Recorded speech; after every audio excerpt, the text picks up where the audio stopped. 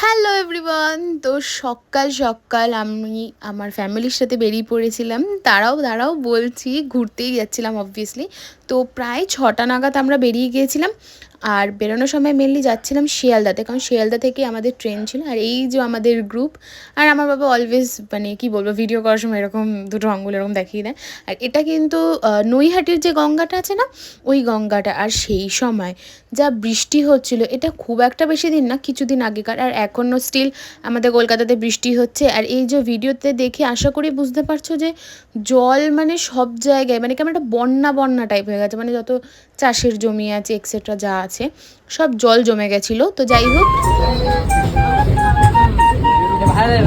এবার তো তোমরা নিশ্চয়ই বুঝে গেছো যে আমরা কোথায় ঘুরতে গিয়েছিলাম। আমরা গিয়েছিলাম তারাপীঠে। অনেকে ভাবতেই পারে শান্তিনিকেতন, বাট না, তারাপীঠ গিয়েছিলাম। আর এই যে আমরা স্টেশনেও পৌঁছে গেছি, এটা হচ্ছে রামপুরহাট স্টেশন। তো that was it for today, by.